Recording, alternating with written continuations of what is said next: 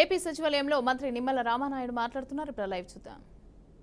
ఒక్కొక్కటి మేము గాడిలో పెట్టి వెళ్తూ ఉంటే మళ్ళీ రాష్ట్రాన్ని నువ్వు మళ్ళీ ఇంకా వెనక్కి తీసుకుపోవాలనే నీ అరాచకత్వంతో ఈరోజు ప్రతిపక్షంగా నువ్వు పనిచేయడం కూడా చాలా దురదృష్టకరమైన విషయం అని చెప్పి కూడా మరి ఈ సందర్భంగా మీ ద్వారా కూడా తెలియజేసుకుంటూ, అందుకే ఈరోజు ప్రజలందరూ కూడా గమనించాలి.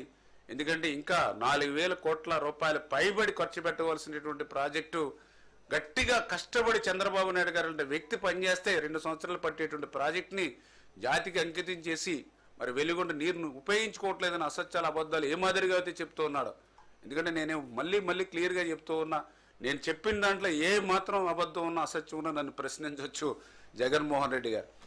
చాలా క్లియర్గా నేను జగన్మోహన్ రెడ్డి గారు చెప్తూ ఉన్నా. అంచేత అటువంటి అబద్ధాలు అసత్యాలు చెప్పే వ్యక్తుల్ని ప్రజలు నమ్మవద్దు. ఒక్కసారి 19లో నమ్మే 50 సంవత్సరాల తెలుగు జాతి వెనక్కిపోయింది. మళ్ళీ దాన్ని గాడిలో పెట్టడానికి ఈవేళ ఇంతమంది శ్రమించేటువంటి పరిస్థితి వచ్చింది. మళ్ళీ ఈ శ్రమను కూడా బూడిదలో వేసేటువంటి విధంగా జగన్మోహన్ రెడ్డి చేస్తున్నటువంటి ప్రయత్నాలని ప్రజలందరూ కూడా గమనించాలని చెప్పి మీ ద్వారా అందరినీ కూడా కోరుతూ ఉన్నాం.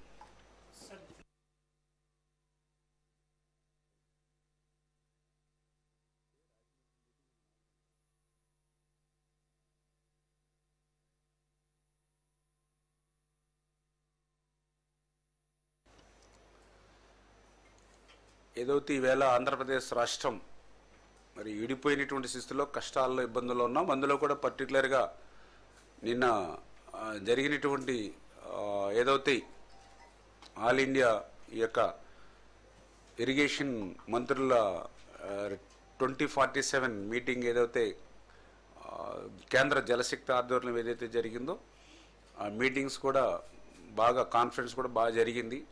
ఏ రాష్ట్రాల్లో ఏ రకంగా ఈ యొక్క సాగునీరు కానీ త్రాగునీరుని కానీ లేదా గ్రౌండ్ వాటర్ని కానీ ఎట్లా మనం ఇంప్రూవ్ చేసుకుంటున్నాం, ఎట్లా ప్రజలకు అందిస్తున్నాం అనే మీద ఆయా రాష్ట్రాల్లో వాళ్ళు బెస్ట్ ప్రాక్టీసెస్ ఏవైతే ఉన్నాయో వాటన్నిటి మీద కూడా అందరూ ప్రజెంటేషన్ ఇచ్చారు. మంచిగా అందరికి కూడా ఉపయోగపడే కాన్ఫరెన్సు.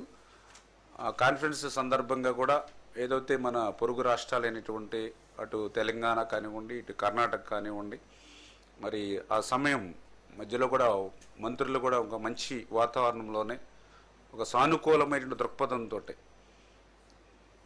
ప్రజలు ముఖ్యం, రైతులు ముఖ్యం ఏ రాష్ట్రం అయినప్పటికీ కూడా, అంచేత ఉన్నటువంటి నీటిని సద్వినియోగం చేసుకుంటూ ఆ యొక్క ప్రజలకి రైతులకి అందించేటువంటి విధంగా ఒక సానుకూల వాతావరణంలో పనిచేద్దామనేటువంటి ఆలోచనతో నిన్న కూడా మంత్రులు మేము కలిసినప్పుడు కూడా మాట్లాడుకోవడం జరిగింది.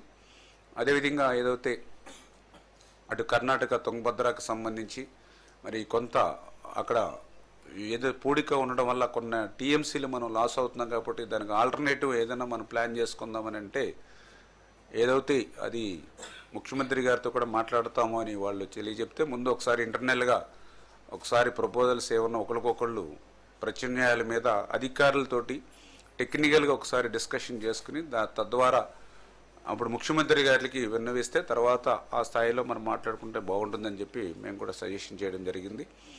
అదేవిధంగా ఏదైతే ఇప్పుడు కృష్ణా వాటర్ ఏదైతే ఉందో మరి ఆ కృష్ణా వాటర్ను కూడా సద్వినియోగం చేసుకోవాలి అని ఏదైతే మన ఆంధ్ర తెలంగాణ ఎవరైతే ఉన్నారో ఖచ్చితంగా ఉన్నటువంటి నీటిని అంటే ఇప్పుడు నాగార్జున సాగర్ కానీ శ్రీశైలం కానీ ఏదైతే రిజర్వాయర్స్లో నీరుందో వాటిని కూడా రేపు